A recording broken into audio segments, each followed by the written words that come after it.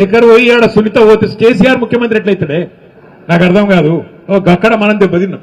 ఇంకా చిన్న logic miss అయినాం అన్నట్టు. గది జరిగింది.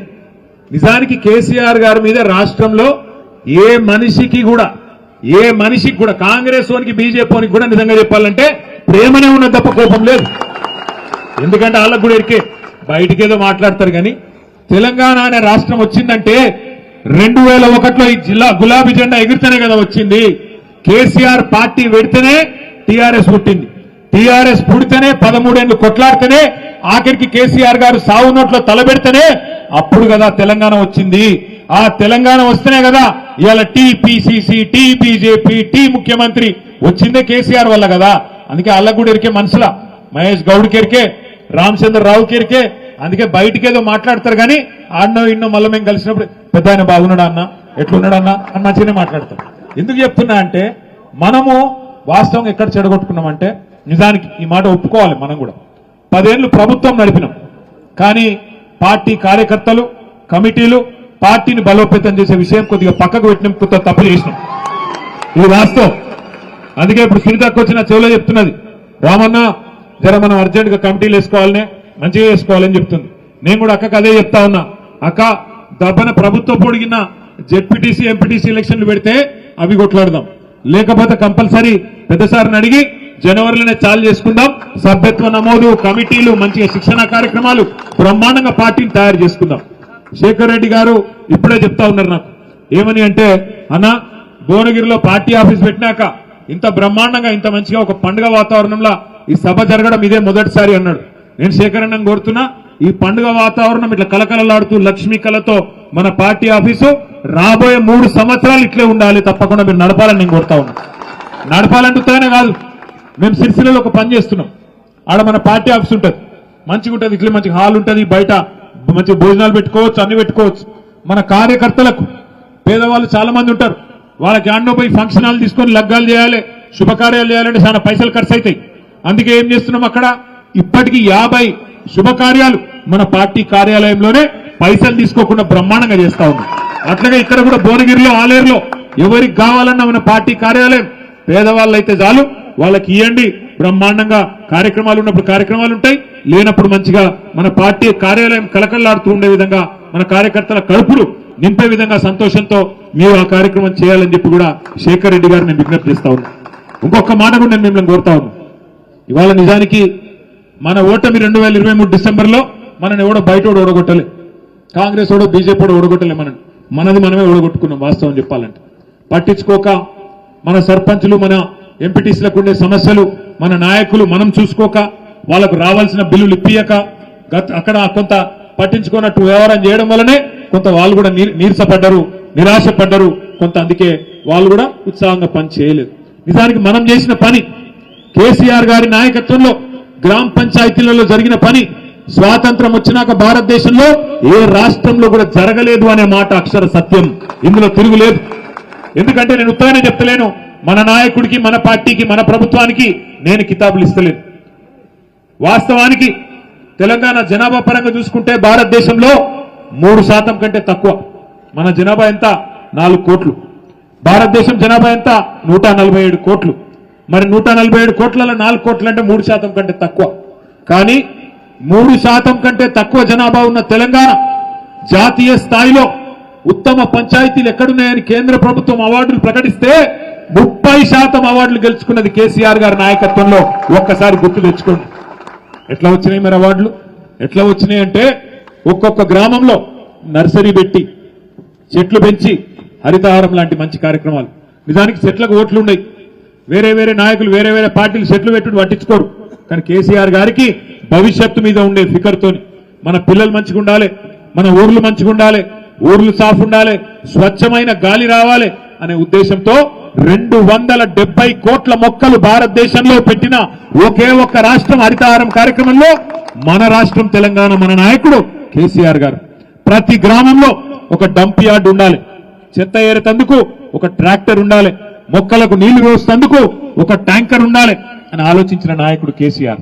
ఎవరైనా చచ్చిపోతే వాళ్ళను ఎవరి పొలాల కాడ, వాగుల కాడ, చెర్ల కాడ గాలిసుడు కాదు, ఊర్లో ఒక సంస్కారవంతంగా అంతిమ యాత్ర చేసి అంత్యక్రియలు చేసే విధంగా వైకుంఠ ధామం ఉండాలి అని ఆలోచన చేసిన నాయకుడు కేసీఆర్. పట్టణాల్లోనే పార్కులు కాదు, పల్లెలలో కూడా పేదవాళ్లు తిరిగేందుకు పార్కులు ఉండాలని ఆలోచన చేసి ప్రతి పల్లెలో పల్లె ప్రకృతి వనం పెట్టిన నాయకుడు కేసీఆర్. అట్లాగే పల్లెల్లో పిల్లలు ఆడుకునేందుకు గ్రౌండ్ ఉండాలి అని ఆలోచన చేసి క్రీడా ప్రాంగణం ఏర్పాటు చేసిన నాయకుడు కేసీఆర్ గారు. ఇంటింటికి నల్లా పెట్టి, ఇదే నల్గొండ జిల్లా కదా, ఇదే మునుగోడు, ఇదే దేవరకొండ కదా ఫ్లోరోసిస్ తో తల్లడిల్లిన ప్రాంతం. అట్లాంటి మునుగోడులో, దేవరకొండలో, ఉమ్మడి నల్గొండ జిల్లాలో ఫ్లోరైడ్ అనేది లేకుండా చేసి బ్రహ్మాండంగా ఇంటింటికి కృష్ణా జలాలు, గోదావరి జలాలు తీసుకొచ్చి మీ కాళ్లు గడిగిన నాయకుడు కేసీఆర్ గారు. చెప్పుకుంటూ పోతే ఒకటి రెండు కాదు, 10 ఏళ్లలో మన నాయకుడు చేసిన అద్భుతాలు ఎన్ని చేసినాం పనులు. వ్యవసాయం ఎట్లుండే కేసీఆర్ గారు రాకముందు దేశం బ్రహ్మాండంగా. కేసీఆర్ గారు వచ్చిన తర్వాత 24 గంటల కరెంటు రైతాంగానికి ఇచ్చిన రాష్ట్రం ఒక్క తెలంగాణ కాదా? నాట్లేసే టైం వచ్చింది అంటే మీరెవ్వరు దరఖాస్తు పెట్టాల్సిన అవసరం లేకుండా, దండం పెట్టే అక్కర లేకుండా, దఫ్తర్ చుట్టూ తిరిగే అవసరం లేకుండా మీ ఫోన్లలో టింగు టింగు టింగు అని సౌండ్ వస్తుండే. ఇలా వస్తున్నదా టింగు టింగు? టింగు టింగు కాదట. రేవంత్ రెడ్డి చెప్తాడు ఆయన టింగు టింగు నడవదంట రైతు బంధుకు, టకీ టకీ అట. పడుతుందా మరి టకీ టకీమని? ఏడబడ్డది. 2 సార్లు రైతు బంధు కూడా ఎగ్గట్టిండు. అపోజిషన్లు ఉన్నప్పుడేమో, ప్రతిపక్షంలో ఉన్నప్పుడేమో 3 పంటలకి ఇవ్వాలి రైతు బంధు, 2టికే ఇస్తావా అని మాట్లాడిండు. 10,000 కాదు 15,000 ఇస్తా సోనియా గాంధీ మీద ఒట్టని మాట్లాడిండా లేదా? పెన్షన్లు 2,000 ఇస్తావా, 4,000 ఇవ్వాలి. ఇవన్నీ చెప్పారు. 6 గ్యారంటీలు, 100 రోజులు అన్ని చేస్తాం. మరి 800 రోజులు అయిపోయాయి. ఇవాళ ఏమంటున్నాడు? మొత్తం కేసీఆర్ అప్లపాలు చేసిపోయిండు, దివాలా తీసింది రాష్ట్రం. క్యాన్సర్ పేషెంట్ అయింది, ఎయిడ్స్ పేషెంట్ అయింది. వెనకటికి ఎవడో ముఖం బాగాలేక అద్దంబల కొట్టుకున్నాడట. శాత కాదు నీకు నడపనికి ప్రభుత్వం. యాద్ చేసుకోండి ఒక్కసారి. కేసీఆర్ గారు ఉన్నప్పుడు ముఖ్యమంత్రిగా కరోనా మహమ్మారి వచ్చింది. కరోనా వస్తే ఎన్నడన్నా కలగన్నామా మనం? మూతికి బట్ట కట్టుకొని ఎవరింట్లో వాళ్ళని కూర్చునే రోజులు వస్తాయి, నెలలు బయటికి కాలు పెడదామంటే భయం అయింది, ఏడ తెచ్చిపోతామేమో అని. ఒక అట్లాంటి పరిస్థితి. రూపాయి ఆదాయం లేదు రాష్ట్రానికి, రూపాయి ఆదాయం లేదు. అట్లాంటి పరిస్థితుల్లో కూడా కరోనా ఉన్నప్పుడు కూడా పెన్షన్లు ఆగినాయా? రైతు బంధు ఆగిందా? కళ్యాణ లక్ష్మి ఆగిందా? ఏ ఒక్క సంక్షేమ పథకం ఆగిందా? గది లీడర్షిప్ అంటే. ఆ రోజు రూపాయి ఆదాయం లేకపోయినా కేసీఆర్ గారు లక్షలాది మంది రైతాంగానికి రైతు బంధు ఇచ్చిండు. కేసీఆర్ గారు ఎక్కడ ఆడపిల్ల పెళ్ళైతే అక్కడ మరి బ్రహ్మాండంగా కళ్యాణ లక్ష్మి, షాదీ ముబారక్ అందజేసిండు. ముసలోళ్లకు పెన్షన్లు ఇచ్చిండు. ఈ ఊరూరికి కొనుగోలు కేంద్రాలు పెట్టి పంట కొనుగోలు చేసి వెంటనే డబ్బులు కూడా మీ ఖాతాల్లో వేసిండు. కానీ ఇవాళ ఈయనకి ఏమైందా నాకు అర్థం కాదు. ఏమనంటే తప్పుడు మాటలు మాట్లాడతాడు. అప్పుల పాలైపోయింది. ఎక్కడ అప్పుల పాలైంది? ఒక మంత్రి అంటాడు 6 లక్షల కోట్లు అప్పైంది అంటాడు. ఇంకొక ఆయన అంటాడు 7 లక్షల కోట్లు అయిపోయింది అంటాడు. ఇంకొక ఆయన 8 లక్షల కోట్లు. ఊర్లలో సర్పంచ్ ఎలక్షన్లు కదా అర్రాస్ పాటలు వాడతారు చూడు, గట్లా ఎవరి నోటికి ఎంత వస్తే గంత. నాకు అనుమానం వచ్చింది, నిజమా మరి ఇన్ని అబద్ధాలు చెప్తున్నారు వీళ్ళు, కేంద్ర ప్రభుత్వం కూడా నిజం చెప్తాడా లేదా అని అనుమానం వచ్చింది. మొన్న ఒక బీజేపీ ఎంపీ ప్రశ్న అడిగిండు, మన తెలంగాణ ఆయనే బీజేపీ ఎంపీ ప్రశ్న అడిగిండు కేంద్ర ప్రభుత్వాన్ని, అసలు తెలంగాణ చేసిన అప్పెంత చెప్పండి స్వామి అని. కేసీఆర్ గారు ముఖ్యమంత్రిగా బాధ్యత తీసుకున్నాడు. నా లెక్క కాదు, ఆర్బీఐ లెక్క, రిజర్వ్ బ్యాంక్ ఆఫ్ ఇండియా లెక్క, controller and auditor general CAG లెక్క, కాకి లెక్కలు కావు, కాగు లెక్క కేంద్ర ప్రభుత్వం సమాధానం ఇచ్చింది పార్లమెంట్ లో. కేసీఆర్ గారు బాధ్యత తీసుకున్న నాడు 2014 జూన్ 2 నాడు మన రాష్ట్రం నెత్తి మీద ఉన్న అప్పు 72,000 కోట్లు. కేసీఆర్ గారు డిసెంబర్ 3 నాడు రాష్ట్ర ముఖ్యమంత్రిగా 2023లో దిగిపోయిన నాడు రాష్ట్రం మీద ఉన్న అప్పు 3.5 లక్షల కోట్లు. 3.5 లక్షల కోట్లలో 72,000 మనం చేసిందే కాదు, కాంగ్రెస్ వాడు మనకు విరాసత్గా ఇచ్చిపోయింది. అది తీసేసినాం అనుకో, ఎంత లెక్క మరి? 2,80,000 కోట్లు. దీనికి ఒక ఆయన 6 లక్షల కోట్లు అంటాడు, ఇంకొక ఆయన 7 లక్షల కోట్లు అంటాడు, ఇంకొక ఆయన 8 లక్షల కోట్లు అంటాడు. ముఖ్యమంత్రి ఏమో సెక్రటేరియట్ లంక బిందెలు లేవు నేనేం చేయాలంటాడు. గట్టిగా మాట్లాడితే నీ గుడ్లు వీకి గోటిలాడుతా అంటాడు, నీ బోట్ నీదన్నది పేగులు మెడలేసుకుంటా అంటాడు. గిసొంటోడు దొరికిండు మనకు. పచ్చి అబద్ధాలు చేసిన అప్పే 2,80,000 కోట్లు. మరి మీరు అడగచ్చు, మరి 2,80,000 కోట్లు కూడా ఎందుకైంది అన్నాను. ఎందుకైంది అంటే మీ ఉమ్మడి నల్లగొండ జిల్లాలో మన ప్రభుత్వం రాక మునుపు ఒక్క మెడికల్ కాలేజ్ లేదు. ఇవాళ ఉమ్మడి నల్గొండ 3 జిల్లాలైంది. సూర్యాపేట, యాదాద్రి భువనగిరి, నల్గొండ. ఇవాళ ఒక్క మెడికల్ కాలేజీ లేని నల్గొండలో ఈరోజు ఒకటి కాదు 3 మెడికల్ కాలేజీలు, 3 నర్సింగ్ కాలేజీలు ఇచ్చిన ఘనత మన నాయకుడు కేసీఆర్ గారు. ఉమ్మడి నల్గొండ జిల్లాలో గతంలో ఒక్క విద్యుత్ ఉత్పత్తి కేంద్రం లేదు. ఇవాళ మీరు నల్గొండ జిల్లా దామెరచెర్లకు పోతే దక్షిణ భారతదేశంలో కాదు, భారతదేశంలోనే అతి పెద్దదైన ఒక అల్ట్రా మెగా పవర్ ప్లాంట్ పెట్టి అక్కడ దబ్బన గోదావరిలో ఏమన్నా కింద మీద అయినా మనకి ఇక్కడి నుంచి విద్యుత్ అందించేందుకు 4000 మెగావాట్లు, 4000 కదా, ఎన్ని వేల కోట్లది, 39,000 కోట్ల రూపాయలతో 4000 మెగావాట్ల అల్ట్రా మెగా పవర్ ప్లాంట్ పెట్టిన ఘనత కేసీఆర్ గారిది. పక్కనే యాదాద్రి లక్ష్మీనరసింహస్వామి ఆలయం ఉన్నది. ఎట్లుండే 2014 మునుపు యాదాద్రి లక్ష్మీనరసింహస్వామి దేవాలయం, ఇవాళ ఎట్లయింది? మరి ఆ దేవాలయం మీద ఏ నాయకుడు గతంలో ఖర్చు పెట్టని విధంగా 1800 కోట్ల రూపాయలు ఖర్చు పెట్టి ఆ దేవాలయాన్ని భారతదేశంలోనే ఒక అపురూపమైన దేవాలయంగా మలిచిన ఘనత కేసీఆర్ గారిది కాదా? ఏమైంది ఉమ్మడి నల్లగొండ? ఏమైంది ఉమ్మడి నల్లగొండకి అంటే, మరి కేసీఆర్ గారు 2,80,000 కోట్ల అప్పు చేస్తే ఏం చేసిండు? అప్పు చేసి ఏం చేసిండంటే, ఇవాళ మీరు ఒక్కసారి యాద్ చేసుకోండి. ఉమ్మడి నల్లగొండ జిల్లా ఒక దిక్కు కృష్ణా నీళ్లు రావు, ఫ్లోరోసిస్ తో బాధ, మంచినీళ్లకు లేవు. మంచినీళ్ల కోసం మిషన్ భగీరథ పెట్టి 40,000 కోట్ల రూపాయలు ఖర్చు పెట్టి మిషన్ భగీరథ చేసిండు కేసీఆర్ గారు. కాళేశ్వరం ప్రాజెక్టు ద్వారా ఈ ప్రాంతం ఆలేరు గాని, భువనగిరి గాని, అట్లాగే పక్కనే ఉండే జనగామ గాని, ఈ అన్ని ఏరియాలకు తుంగతుర్తి గాని, కిందికి సూర్యాపేట, కోదాడ, అట్లాగే మన కింది దాకా గోదావరి నీళ్లను తీసుకొచ్చి ఒక 93,000 కోట్లు ఖర్చు పెట్టి కాళేశ్వరంలో మరి వాళ్ళ 45 లక్షల ఎకరాలకు నీళ్లు ఇచ్చిండు కేసీఆర్. ఎక్కడ పెట్టిండు డబ్బులు అంటే 73,000 కోట్ల రూపాయలు రైతుల ఖాతాల్లో, 1 కాదు 2 కాదు, 70 లక్షల మంది రైతుల ఖాతాల్లో 11 పంటలకు 73,000 కోట్ల రూపాయలు మీ ఖాతాల్లో జమ చేసిన నాయకుడు రైతు బంధు రూపంలో కేసీఆర్ కాదా? 2 సార్లు రుణమాఫీ, రెండింటికి కలిపి 30,000 కోట్లు. ఉచిత విద్యుత్ 24 గంటలు, ఒక్కొక్క సంవత్సరానికి 5,000 కోట్లు, 10 ఏళ్లకు 50,000 కోట్లు ఉచిత విద్యుత్. మరి ఇవన్నీ కేసీఆర్ వ్యవసాయం మీద పెట్టిన పెట్టుబడి కాదా? రైతుల మీద పెట్టిన పెట్టుబడి కాదా? మనకు నీళ్లు ఇచ్చేందుకు తెచ్చిన పెట్టుబడి కాదా? ఏం చేసిండు కేసీఆర్ అంటే ఒక ఇది చేసిండు. మీ కళ్ళ ముంగట కనబడుతున్నది. పల్లెలు బాగా చేసిండు, పట్టణాలు బాగా చేసిండు, వ్యవసాయం బాగా చేసిండు, కరెంటు బాగా చేసిండు, 200 పెన్షన్ 2,000 చేసిండు, 500 పెన్షన్ 4,000 చేసిండు. మీ లెక్క ఓట్ల కోసం అబద్ధాలు చెప్పలే, ఓట్ల కోసం అబద్ధాలు చెప్పి మోసం చేయలే కేసీఆర్ గారు. ఎన్నడూ మేనిఫెస్టోలో మనం పెట్టలే 1,00,000 రూపాయలు ఇస్తాం ఆడపిల్ల పెళ్లికని. కానీ మీరు లంగలు మీరు చెప్పారు 1,00,000 రూపాయలు కేసీఆర్ ఇస్తుండు కదా, మేము తులం బంగారం ఇస్తామన్నారు. ఇచ్చిండా మరి తులం బంగారం? అది తులం బంగారం కాదు, మీ మెడల పుత్తల తాడు ఎత్తుకుపోతే ఆడే మంచోడు. గంత లంగలు వాళ్ళు కాంగ్రెస్ వాళ్ళు. అందుకే మనం చెప్పినాం ఎలక్షన్లకు ముందు, నమ్మకుండ్రి వాళ్ళు మంచోళ్ళు కాదు అంటే నమ్మిండ్రు. మీ నల్గొండ జిల్లాలో ఒక సూర్యాపేటలు తప్ప మిగతా 11 నియోజకవర్గాలు నమ్మిరు. ఇలా నమ్మినాక ఇవాళ అర్థమవుతుంది మెల్లగా మెల్లగా మెల్లగా, అయ్యో తప్పైపాయ్, ఎంత పని చేస్తేమి, తినే పళ్ళంలా మన్ను పోసుకుంటేమి, పాలిచ్చే బర్రెను పక్కకు పెడితేమి, తన్నే దున్నపోతుని తెచ్చుకుంటేమి, ఎంత పని అయిపోయారా బాబు అని బాధపడుతున్నారు. కానీ ఒకటి మాత్రం వాస్తవం, సర్పంచ్ ఎలక్షన్లలోనే ఆ మార్పు కనబడుతున్నది. మార్పు మార్పు మార్పు అని కాంగ్రెస్ ఏదైతే డైలాగ్ కొట్టిందో దానికి రివర్స్ మార్పు ఖచ్చితంగా ఇక్కడనే కనబడుతున్నది. అందుకని నాకు పూర్తి విశ్వాసం ఉంది, వారం రోజుల్లోనే జిల్లా పరిషత్ ఎలక్షన్లు వస్తున్నాయట. నేను మిమ్మల్ని అందరినీ మనస్ఫూర్తి కోరుతున్నా, ఆలేరులో భువనగిరిలో గతంలో జరిగిన తప్పు మళ్ళా జరగనీయకండి. వాళ్ళు గెలిస్తే నాకేమొస్తుంది, పోతే వీళ్ళు పోతారు కదా, వాళ్ళు మంచిగానే ఉంటారు కదా, గట్లా కాదు. దయచేసి నేను మిమ్మల్ని కోరుతున్నా, ఏ ఐకమత్యాన్ని అయితే మనం గతంలో ప్రదర్శించినమో ఉద్యమ కాలంలో మళ్ళీ అదే ఐకమత్యం రావాలి. భువనగిరి కోట మీద గులాబీ జెండా ఈసారి ఎగరాలి జిల్లా పరిషత్ ఎన్నికల్లో అని చెప్పి నేను కోరుతా ఉన్నా.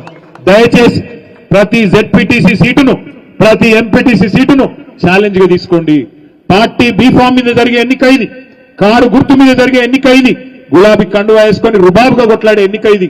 కాబట్టి యాదాద్రి భువనగిరి జిల్లాలో జిల్లా పరిషత్ గతంలో ఎట్లయితే కొట్టినామో ఈసారి కొట్టాల్సిన బాధ్యత గౌరవ గెలిచిన సర్పంచులు, కొద్ది తేడాతో ఓడిన సర్పంచులు మీరే కథానాయకులు, మీరే కథానాయికలై ముందుకు నడపాలని చెప్పి కూడా నేను కోరుతా ఉన్నా. నేను చూస్తా ఉన్నా సర్పంచులు గెలిచిన మనోళ్ళు సంబరాలు చేసుకుంటున్నారు. కాంగ్రెస్ వాళ్లకు కడుపులా అజీర్తి లెక్క అవుతాను, అగో వీళ్ళు గినిగానం గెలిచిరి ఎట్లా అని వాళ్ళకు కొద్దిగా అరుగుతలేదు. అరగాక కాంగ్రెస్ ఎమ్మెల్యేలు నోటికి వచ్చినట్టు మాట్లాడుతున్నారు. ఒక ఎమ్మెల్యే అంటాడు, నేను ఇందిరమ్మ ఇల్లు ఇయ్య నీకు, ఎక్కడెక్కడైతే బీఆర్ఎస్ వాళ్ళు గెలిచిర్రో నేను ఇయ్యా. ఇంకొకటి అంటాడు పింఛన్లు ఇప్పియా. నేను ఒకటే మాట చెప్తున్నా, ఇక్కడున్న మా సర్పంచ్ సోదరులు, మా గౌరవ ఉప సర్పంచులు, గౌరవ వార్డు సభ్యులు, మీ అందరికి ఒకటే చెప్తా ఉన్నా, ఇయ్యకపోయేందుకు ఇందిరమ్మ ఇండ్లే కావచ్చు, పింఛన్లే కావచ్చు, ఇంకో ప్రభుత్వ పథకమే కావచ్చు, ఇయ్యకపోయేందుకు ఇది రేవంత్ రెడ్డి గారి అత్త సొమ్మో లేకపోతే ఇక్కడున్న ఎమ్మెల్యే గారి అబ్బసొత్తో కానే కాదు. బాబాసాహెబ్ అంబేద్కర్ రాసిన రాజ్యాంగం ఆధారంగా మనకు ధర్మంగా రాజ్యాంగం ప్రకారం రావాల్సిన హక్కు ఇయ్యకపోయేందుకు వాని అయ్యే జాగీర్ కాదు, వాని అత్త సొమ్ము కాదు. భయపడే అక్కర్లేదు. మీరు సర్పంచులు, మీకు హక్కులుంటాయి. మీకు ఒక చిన్న ముచ్చట చెప్పాలి నేను. ఏంది అంటే భారతదేశంలో మనకు నిజంగా చెప్పాలంటే 5 అంచెల్లో ప్రభుత్వాలు ఉంటాయి. పైన కేంద్ర ప్రభుత్వం ఉంటుంది, ఢిల్లీలో ప్రధానమంత్రి గారు, ఎంపీలు, కేంద్ర మంత్రి మండలి, వాళ్ళు దేశం మొత్తానికి వాళ్ళు డైరెక్షన్ ఇస్తారు. కొద్దిగా కిందికి వస్తే 28 రాష్ట్రాలు ఉన్నాయి. 28 రాష్ట్రాల్లో ముఖ్యమంత్రులు, ఎమ్మెల్యేలు, మంత్రులు, వాళ్ళు ఎమ్మెల్సీలు, వాళ్ళు రాష్ట్ర ప్రభుత్వాన్ని నడుపుతారు. అట్లాగే ఇంకో కొద్దిగా కిందికి వస్తే జిల్లాలో జిల్లా పరిషత్ ఉంటుంది. జిల్లా పరిషత్లో జిల్లా చైర్మన్ గారు, జెడ్పీటీసీలు, వాళ్ళు జిల్లాని, స్థానిక సంస్థల్ని సమన్వయం చేసుకుంటూ వాళ్ళు నడుపుతారు. ఇంకొద్దిగా కిందికి వస్తే మున్సిపాలిటీలు, మండల పరిషత్లు, మున్సిపల్ చైర్మన్లు, కౌన్సిలర్లు ఒక దిక్కు, పట్టణాల్లో మండలాల్లో మండల పరిషత్తు చైర్మన్ గారు, ఎంపీటీసీలు ఒక దిక్కు. ఇంకా కొద్దిగా కిందికి వస్తే గ్రామ పంచాయతీలో సర్పంచ్ గారు, ఉప సర్పంచ్ గారు, వార్డు సభ్యులు. ఒకసారి మన పాత్ర, మన పరిధి, మన హక్కులు మనకు తెలిస్తే ఎవరేం చేయలేరు. గ్రామానికి సంబంధించినంత వరకు గ్రామ పంచాయతీ సర్పంచ్ మళ్ళీ అల్టిమేట్ గా వారే ముఖ్యమైన నాయకుడు అవుతారు. చాలాసార్లు నేను చూస్తూ ఉంటా, గ్రామ పంచాయతీ ఎన్నికలు కాగానే కొద్ది రోజుల తర్వాత ఎంపీటీసీ ఎలక్షన్లు కాగానే మరి సర్పంచులకు, ఎంపీటీసీలకు పంచాయతీ స్టార్ట్ అవుతుంది. ఎంపీటీసీలు ఏమంటారు, అరే ఆయన ఒక్క ఊర్లో గెలిచిండు, నేను 3 ఊర్లో పొత్తులో గెలిచిన, నేను ఎక్కువ ఓట్లతో నేను గెలిచిన, మరి నాకు సీట్ వేయాలి, నాకు గ్రామ పంచాయతీలో అంటారు. అందుకే మనకు మన పాత్ర తెలియాలి. మన పాత్ర ఏంది, మన విధులేంది, మనకు వచ్చే నిధులేంది, ఇది మీకు తెలిస్తే పంచాయతీ ఉండదు. అందుకే మీకు చెప్పే ప్రయత్నం చేస్తున్నా. గతంలో నేను పంచాయతీరాజ్ శాఖ మంత్రిగా కూడా 1 సంవత్సరంన్నర పనిచేసిన అనుభవంతో చెప్తాను. ఇప్పుడు మీరు అందరూ ఆ టీవీ యాడ్ చూసే ఉంటారు. భగవంతునికి భక్తునికి అనుసంధానం ఏమిటిది? బాబా ఏం పర్ఫెక్ట్ చెప్తారా? ఇదైతే ఎక్కడ పోయినా చెప్తారు మొత్తం. గట్లాగే గ్రామ పంచాయతీకి, మండలానికి అనుసంధానకర్త ఎవరు అంటే ఎంపీటీసీ గారు. గ్రామ పంచాయతీకి, మండలానికి అనుసంధానకర్త ఎంపీటీసీ. అట్లాగే మండలానికి, జిల్లాకు అనుసంధానకర్త ఎవరంటే ఎవరు? జెడ్పీటీసీ గారు. భగవంతునికి భక్తులకి లెక్క, మధ్యలో అగరబత్తి లెక్క ఈయన ఉండాలి నిజానికి. కానీ ఏమైతుంది, నాకు కృషి చేయాలి గ్రామ పంచాయతీలని ఎంపీటీసీ. ఎంపీటీసీ బాధ్యత అది కాదు. ఎంపీటీసీ గారి బాధ్యత మండలంలో కూర్చొని, ఇప్పుడు ఫైనాన్స్ కమిషన్ అని ఒకటి ఉంటుంది మన దేశంలో. ఫైనాన్స్ కమిషన్ అనేది ఏం చేస్తుందంటే జనాభా ప్రకారం, ఇప్పుడు 4 కోట్ల ప్రజలు ఉన్నారు తెలంగాణలో. అందులో పట్టణ ప్రాంతాల్లో ఒక 2.5 కోట్లు ఉన్నట్టున్నారు, పల్లె ప్రాంతాల్లో, పట్టణాలలో 1.5 కోటి మంది ఉన్నారు. దాని ప్రకారం పల్లెలకు, పట్టణాలకు, మున్సిపాలిటీలకు, గ్రామ పంచాయతీలకు ఫైనాన్స్ కమిషన్ ద్వారా ఇవో తలా ఇంత అని చెప్పి డబ్బులు ఇస్తారు. ఆ డబ్బులు విడుదలైన తర్వాత 70% పైసలు, ₹1 విడుదలైందనుకో ఢిల్లీలో, 70 పైసలు సీదా గ్రామ పంచాయతీ, 20 పైసలు మండల పరిషత్, 10 పైసలు జిల్లా పరిషత్. ఈ రకంగా ₹70 గ్రామ పంచాయతీ, 20 పైసలు మండల పరిషత్తు, 10 పైసలు మీకు జిల్లా పరిషత్కు వస్తాయి. వాటిని సమన్వయంతో ఖర్చు పెట్టుడు ఎట్లా? సర్పంచ్ గారు, ఉప సర్పంచ్ గారు ఆ ఊర్లో మీరు మాట ఇచ్చింటారు. మొన్న ఎన్ని మాటలు ఇచ్చింటారో నాకు తెలుసు. ఏది కావాలంటే అది చెప్తాను, నువ్వు అయితే నన్ను గెలిపిరా భయ అంటారు మీరు. నాకు కూడా తెలుసు, మేము కూడా ఎలక్షన్లు కొట్లాడినాం. నేను కూడా 5 కొట్లాడిన, ఇప్పుడు 1 కాదు 2 కాదు. ఈ ఎలక్షన్లకు అట్లే ఉంటుంది, ఆపద మొక్కులు లెక్క. ఏది కావాలంటే అది చెప్తా, నాకైతే గెలిపిరా భయ అంటారు. ఏం భయపడకూరి, చేసుకుందాం, అవి కూడా అన్ని కూడా చేసుకుందాం. అయితే ఆ 70 పైసలు ఏవైతే మీకు రాజ్యాంగబద్ధంగా బాబాసాహెబ్ రాసిన రాజ్యాంగం ప్రకారం వస్తాయో, అందులో ఏ ఎమ్మెల్యే పెడతందుకు అవకాశం లేదు. అలా తీర్మానం చేయాల్సింది గ్రామ పంచాయతీ. సర్పంచ్ గారి తీర్మానం లేకుండా, వార్డు సభ్యుల తీర్మానం లేకుండా, ఉప సర్పంచ్, సర్పంచ్ల సంతకం లేకుండా ఇక్కడ అనిల్ కుమార్ రెడ్డి చేసేది లేదు, అక్కడ బీర్లా ఐలయ్య చేసేదేం లేదు. ఉత్తదే వాళ్ళదంతా మీదే రాజ్యం, మీదే హక్కులు తప్ప ఎవరికేం లేవు. ఇక వాళ్ళు వీళ్ళు చెప్తారు మీకు ఏదో లేని పని ముచ్చట్లు, ఎమ్మెల్యే సాబ్ పిలుస్తుండు, ఇటురాండ్రి అటురాండ్రి, అది చేస్తాం ఇది చేస్తాం. పట్టించుకోకుండ్రి, వాళ్ళతో అయ్యేది లేదు, పోయేది లేదు, ఊదు కాలేదు, పీరు లేవది. వాళ్ళకే పైసలు లేవు, ఎమ్మెల్యేలకే పైసలు దిక్కులేవు. ఒక ఎమ్మెల్యే, కాంగ్రెస్ ఎమ్మెల్యేనే ప్రపంచ బ్యాంకు ఉత్తరం రాసిండు. మా రేవంత్ రెడ్డి పైసలు ఇస్తలేడు, నువ్వన్న ఒక 100 కోట్ల అప్పు అని చెప్పి ప్రపంచ బ్యాంకుకు ఎల్లారెడ్డి ఎమ్మెల్యే ఉత్తరం రాసుకున్నాడు. ఇంకొక ఎమ్మెల్యే జడ్చర్ల ఎమ్మెల్యే కాంగ్రెస్ ఆయన మాకు పైసలు లేవు, మాకేం పని లేదు, ఏం చేయాలని ఆయన అన్నాడు. మహబూబ్ నగర్ ఎమ్మెల్యే గారు అయితే పెళ్లిళ్ళు పేరెంటాలకు పోతున్నాం తప్ప ఏం పని లేదు, మాకు బేకారు ఉన్నది మా పరిస్థితి ఇంకో కాంగ్రెస్ ఎమ్మెల్యే చెప్తున్నాడు. కాబట్టి వాళ్ళు మేమేదో చేస్తాం, మీకు పెద్దపీట ఇస్తాం ఏంటి పట్టించుకోకండి. ఏమాత్రం వాళ్ళకే పైసలు, వాళ్ళే ఆగంలో ఉన్నారు, వాళ్ళతో అయ్యేది లేదు. కానీ మీకుంటాయి, మీకు ఫైనాన్స్ కమిషన్ డబ్బులు వస్తాయి, నెల నెల రావాలి. అయితే ఫైనాన్స్ కమిషన్ డబ్బులకు కేసీఆర్ గారి ప్రభుత్వం ఉన్నప్పుడు మనం పల్లె ప్రగతి కోసం ఏం చేసినామంటే రూపాయి పైకెళ్ళి కేంద్రంకి వెళ్ళి వస్తే రూపాయి మనం తోడేసి ప్రతి నెల జీతం ఇచ్చినట్టు నెల నెల గ్రామ పంచాయతీకి పల్లె ప్రగతి నిధులు ఆ రోజు కేసీఆర్ ప్రభుత్వం ఇచ్చేది. ఈ 2 ఏళ్లలో రేవంత్ రెడ్డికి పైకి ఢిల్లీకి మూటలు పంపేందుకు పైసలు ఉన్నాయి, కానీ మనకు పల్లెలకు పంపనీకి మాత్రం లేవు. పైసా ఇయ్యలే. ట్రాక్టర్ల డీజిల్ పోద్దామంటే పైసలు లేవు, ట్యాంకర్ల నీళ్లు పోద్దామంటే పైసలు లేవు, ఊర్లలో బుగ్గలు వెళ్ళకపోతే బుగ్గలు పెడతా ఉంటూ లేడు, పంచాయతీ సెక్రటరీల కాడ పైసలే లేవు. ఇలా అధ్వానమైన పరిస్థితుల్లో పల్లెలు ఉన్నాయి. అందుకే మీ మీద బాధ్యత కూడా ఎక్కువ ఉంటుంది. ఫైనాన్స్ కమిషన్ నిధులను ఎట్లా ఖర్చు పెట్టాలా, ఏం చేయాలా, మీ హక్కులేంది, మీ విధులేంది, ఇవన్నీ కూడా మీకు అర్థమవుతుంది. ఎంపీటీసీ పాత్ర ఏంది, జెడ్పీటీసీ పాత్ర ఏంది, సర్పంచ్ పాత్ర ఏంది, ఇవన్నీ మీకు అర్థమవుతందుకు మొత్తానికి ఏం చేద్దామంటే ఈ జెడ్పీటీసీ ఎంపీటీసీ ఎలక్షన్లు అయిపోగానే జిల్లాల వారీగా నియోజకవర్గాల వారీగా సర్పంచ్లకు, ఎంపీటీసీలకు, జెడ్పీటీసీలకు ఒక వర్క్ షాప్ పెట్టుకుందాం, ఒక ట్రైనింగ్ కార్యక్రమం పెట్టుకొని మీ హక్కులేంది, మీ ఉప సర్పంచ్ తో వార్డు సభ్యులతో మీరు ఎట్లా కలిసి నడవాలా, ఏ రకంగా రేపటి రోజున గ్రామ పంచాయతీ తీర్మానం చేసి ఏది సాధించుకోవచ్చు, ఏమేమి చేయొచ్చు, ఇవన్నీ కూడా మేము మీకు శిక్షణ ఇస్తాం. కావాలంటే ఎక్స్పర్ట్స్ ని పిలుచుకుందాం. కాబట్టి మీరు ఎవరు భయపడవద్దు అని నేను ముందు మీకు విజ్ఞప్తి చేస్తా ఉన్నాను. ఇంకొకటి, కాంగ్రెస్ వాళ్ళు డైరెక్ట్ ఎలక్షన్ లో గెలవలేరు, అందుకే కొన్ని లంగ కథలు చేస్తారు. ఏం చేస్తారు, ఇక అర్జెంట్ గా సర్పంచ్ ను సస్పెండ్ చేయాలి, డిపోకి చెప్పి ఉప సర్పంచ్ కు ఇవ్వాలి చార్జ్, ఆలోడు ఉంటే గిన్న అని ఆలోచన చేస్తారు. దానికోసం కూడా నేను మీకు మాటిస్తున్న గౌరవ సర్పంచ్లకు, మీరు భయపడాల్సిన అవసరం లేదు. ప్రతి జిల్లాలో ఒక లీగల్ సెల్ ఏర్పాటు చేస్తాం, మీరు ఎక్కడ పోయే అవసరం లేదు. మీకు ఇక్కడనే న్యాయ పోరాటం చేయడానికి మీ మీద అక్రమ కేసులు పెట్టినా, అక్రమంగా మిమ్మల్ని తొలగించే ప్రయత్నం చేసినా, ఏ జిల్లాకా జిల్లా మీ జిల్లా నాయకత్వం మీకు లీగల్ సెల్ ని కూడా అందుబాటులో ఉంచుతుంది. వెంటనే కేసు వేయచ్చు, వెంటనే స్టే వస్తుంది. మీ మీద అన్యాయంగా ఎవరు కూడా ఏం చేయలేరు. ఏ రకమైన జులుం చేసినా పార్టీ మీకు అండగా ఉంటుందని కూడా నేను విజ్ఞప్తి చేసుకుంటా ఉన్నా. మరి మీరు కొంతమంది అనుకోవచ్చు, అన్నా మరి పైసలు లేవంటున్నావు ప్రభుత్వంలో, ఎట్లా పైసలన్నీ ఢిల్లీకి పోతున్నాయి. బాధ ఏంటంటే రాహుల్ గాంధీ గారు కప్పం కట్టాలి కదా రేవంత్ రెడ్డి గారు, కట్టకపోతే ఇట్లా పదవి ఊస్టింగ్ అయిపోతుంది కదా. అందుకే కమిషన్లు వచ్చే పనులకు మాత్రమే పైసలు ఇస్తాడు రేవంత్ రెడ్డి. రైతు బంధు ఇస్తే కమిషన్ రాదు, అందుకే రైతు బంధు ఇయ్యడు.